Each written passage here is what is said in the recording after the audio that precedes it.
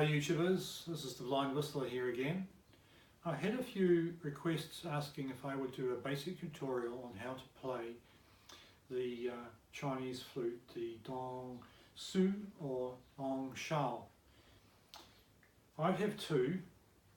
This is my one in F, a Chinese F, and my other one is my G flute. Where they differ for us Westerners is that the bottom note on my F flute starts in C, and for the G flute it starts in D.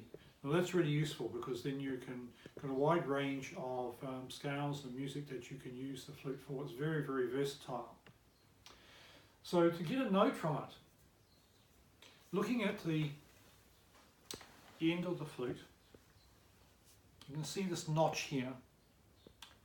And what you want to do is get the tip of the notch level with the upper part of your lower lip. Kind of like this. And you want to be holding the flute at about a 45-degree angle. And some say the little hole that you're going to create with your lips to create the airstream coming through, some would say have a slight smile as if you're spitting out watermelon seeds. But that tends to, after a while, make your facial muscles get a bit tired. Try having a slight frown. This is what I usually do if I'm playing my ordinary orchestral flute. So getting it in position. Keep the holes uncovered.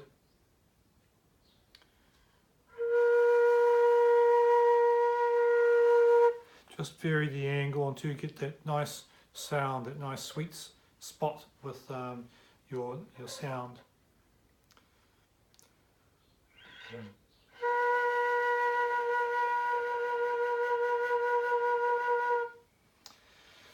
And when you move on from there, just use the left hand to cover up the top holes. This is an 8-hole flute, and it's useful because the holes are close together for your hands. You don't have to have quite a wide spread. If you're going to get a Chinese flute, a Dong Shao, get one that has 8 holes rather than 6. So starting off, I'm going to cover up the back hole with my thumb and the top 3 holes with my fingers. Use the soft pad of your fingers to cover the hole rather than the tips of your fingers. You can't really get a perfect seal if you do it that way. You get a better seal by using the pads of your fingers. So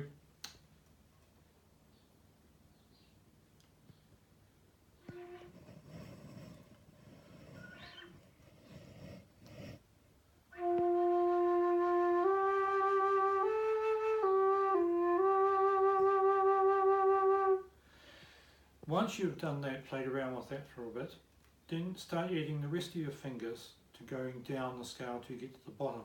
If you try playing straight off, covering it all up, unless you had practice, it's harder to get a note.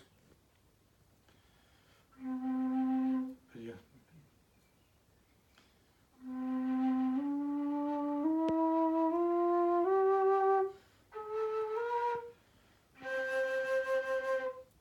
Now to play a Western scale, chromatic scale, you have to do a slight fingering change. So we're just going to have a close look. I won't play, but I'm just going to show you the way my fingers will go.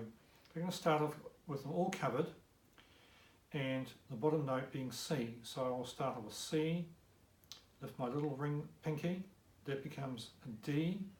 Then I'm going to lift my middle finger, not the ring finger, but keep my ring finger on the hole and lift my middle finger, and that's going to become E. Lift my next one, F, lift my next ring finger on my left hand, G, the next finger will be my index finger rather than the middle finger, it's the index finger. And then I'll lift my thumb, and that gives me B, and then I cover it all up again to give me the higher octave C. So I'll just play the notes and run through that.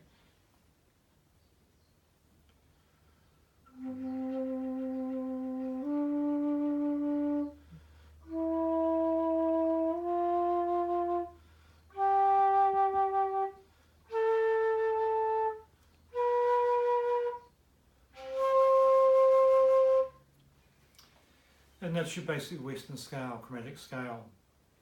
Now, there's a range of scales you can play around with on the flute. It's so versatile. There's the North American Indian scales, there's the Japanese scales, there's Chinese scales, and Ethiopian scales.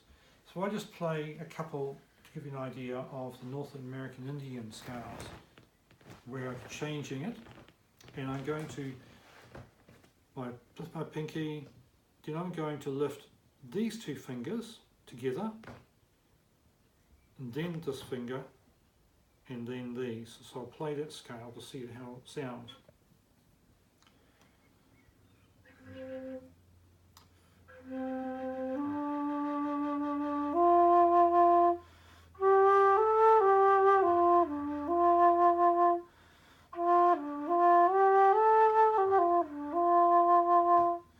Now I'll vary it by changing my fingering again. And I'm going to lift this finger and then these two together.